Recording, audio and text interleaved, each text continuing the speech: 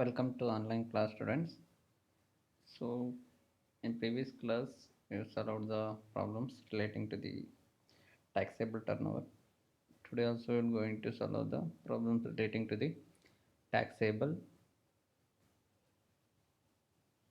turnover. So look at this. This is actually problem relating to services. In all the problems relating to the we solved the goods ಈಗ solution ಮಾಡ್ತಾ ಇರೋದು service related same ಅದರಲ್ಲಿ ತುಂಬ ಫರಕ್ ಬೀಳೋದಿಲ್ಲ. So look at this question. Udham Singh Agro Product Limited furnished the following details of various service provided by it in the month of August 2019. So 2019ಗೆ ಸಂಬಂಧಪಟ್ಟಾಗ ಯಾವುದೆಲ್ಲ service ಕೊಟ್ಟಿದ್ದಾರೆ, ಇನ್ಫಾರ್ಮೇಷನನ್ನು ಕೊಟ್ಟಿದ್ದಾರೆ.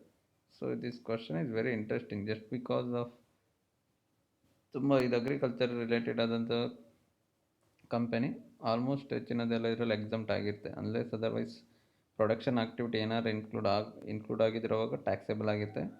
Production activity ಏನು include ಆಗಿಲ್ಲ ಅಂತ ಹೇಳಿದರೆ ಆಟೋಮೆಟಿಕಲಿ ಅದು agriculture ಅಂತ exempt ಆಗುತ್ತೆ. So that I choose on this question. This very interesting question. So look at one by one. Point number 1, rearing of silkworm and horticulture. So this is a point number 1. This actually horticulture is nothing but gardening ಅಂತ ನಾವೇನು ಕರಿತೇವೆ ಅದು. Silk warm ಅಂತ ಹೇಳಿದ್ರೆ ರೇಷ್ಮೆ ಸಾಕಾಣಿಕೆ ಅಂತ ಹೇಳ್ತೇವಲ್ಲ ಅದು. ಸೊ ಇದು ಎರಡು ಅಗ್ರಿಕಲ್ಚರಲ್ ಅಂಡರ್ಲೇ ಬರುವಂಥದ್ದು. So it's not considerable, exempt ಅದು.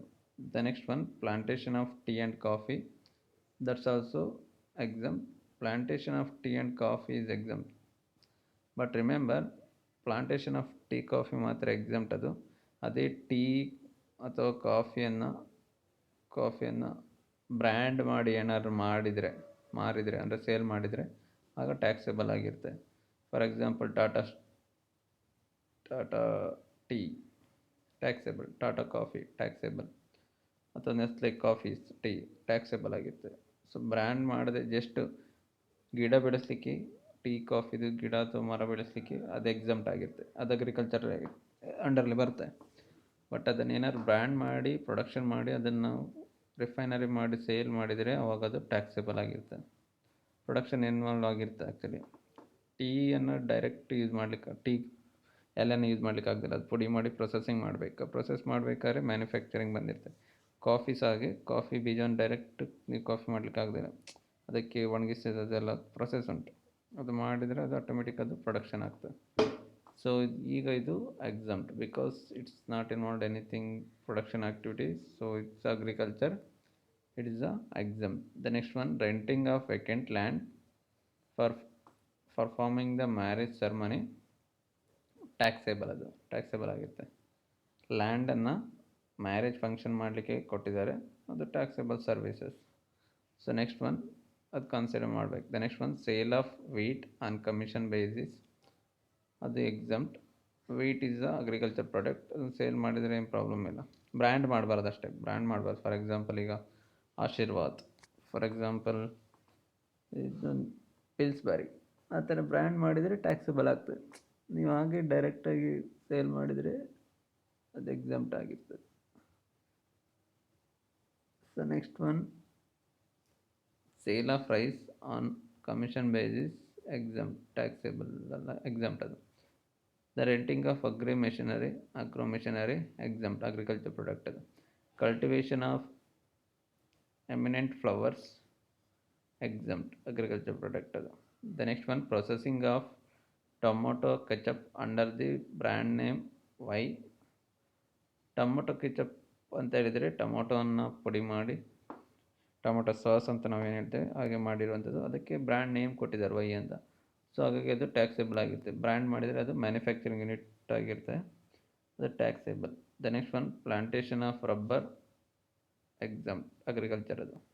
The next one, processing the potato chips on the job work basis, potato chips ಅದು. ಚಿಪ್ಸ್ ಅಂತ ಹೇಳಿದರೆ ಆಟೋಮೆಟಿಕಲಿ ಪೊಟೊಟೊ ಸೇಲ್ ಮಾಡ್ಬೋದು, ಪೊಟೊಟೊ ಚಿಪ್ಸ್ ಮಾಡಿರೋದು ಮ್ಯಾನುಫ್ಯಾಕ್ಚರಿಂಗ್ ಯೂನಿಟ್ ಇನ್ಕ್ಲೂಡ್ ಆದಾಗೆ, ಸೊ ಟ್ಯಾಕ್ಸೇಬಲ್.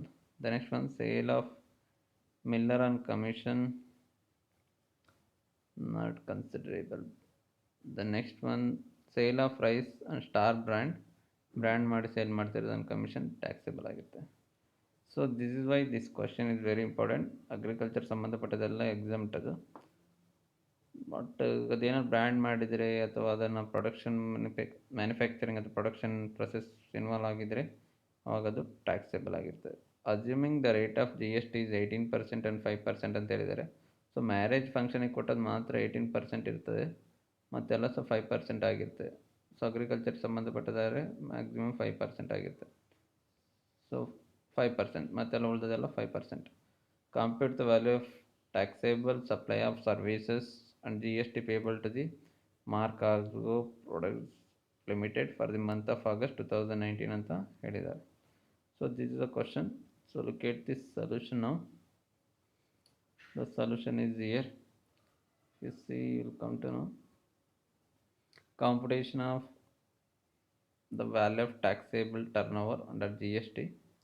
ಯಾವ ಟರ್ನ್ ಅಂತ ಏನು ಹೇಳಿಲ್ಲ, ಸೊ ಹಾಗಾಗಿ GST ಅಂತ ಕನ್ಸ್ಯೂಮ್ ಮಾಡಿದೆ. ಸೊ CGST SGST ಅಂತ ಬೇಕಾದ್ರೆ ಲಾಸ್ಟಿಗೆ ಡಿವೈಡ್ ಮಾಡ್ಕೊಳ್ಬೋದು. The next one, look at that. First one exempt, the second one plantation of tea exempt, the marriage ceremony at the rate of 18% taxable. So tax calculation ಮಾಡಿ GST payable ಅಂಡರಲ್ಲಿ ಬರ್ತದೆ. The next one sale of wheat on commission basis exempt, sale of rice exempt, sale of renting of agriculture machine exempt, cultivation of mint flower exempt, tomato ketchup taxable at the rate of 5% brand name ಮಾಡಿರೋದಕ್ಕೆ, rubber exempt, chips ಮಾಡಿದ್ದಕ್ಕೆ taxable at the rate of 5%, 7,500 ಆಗ್ತದೆ, ಇದು 15,000 ಆಗಿರ್ತದೆ. The next one miller on commission exempt, the last one star brand ಮಾಡಿದ್ದಕ್ಕೆ taxable at the rate of 5%, the value will become 15,000. So only 4 items is taxable here, the remaining all exempt. The taxable turnover will become 12 lakh, GST payable will become 1,18,500. So this is the question, this is the answer. So look at this, very simple question. So you can, I think this I have explained. So I will give this question as a homework problem, very similar to the previous class question. So you do this one. So I just calculation ಮಾಡಲಿಕ್ಕೆ ಉಂಟು, calculation ಮಾಡಿ homework problem ಆಗಿ ಕೊಡ್ತೇನೆ ನಿಮಗೆ. So ಈ chapter almost ಈಗ ಮುಗಿಲಿಕ್ಕೆ ಬಂತು, almost full ಆಗಿ ಹೋಯ್ತು. ಇನ್ನೇನು ಈ ಚಾಪ್ಟರ್ಲಿ ಇನ್ನೇನು ಇಲ್ಲ. So you have successfully completed the second chapter as well. So you can go for the third chapter. I think in this video ಏನಾದರೂ ಹೋದರೆ ಇನ್ನೊಂದು ತಿಂಗಳಲ್ಲೇ ಸಿಲೆಬಸ್ ಮುಗಿಬೋದು. ಇನ್ನೊಂದು ನೆಕ್ಸ್ಟ್ ಮಂತ್ 2 ಮಂತ್ ಒಳಗಂತೂ ಮುಗಿತದೆ. So see you next class. I will post this in your TeachMate app. Do this as homework. IGST ಮಾತ್ರ calculation ಮಾಡಲಿಕ್ಕೆ ಹೇಳಿದ್ದಾರೆ ಇದ್ರೆ. ಸೊ IGST ಕ್ಯಾಲ್ಕುಲೇಷನ್ ಮಾಡಲಿಕ್ಕೆ ಆಯ್ತು. ಈ ಟೈಪ್ ಇದೊಂದು ಪ್ರಾಬ್ಲಮ್ ಮಾಡಿದೆ ನಿಮಗೆ. So see you next class.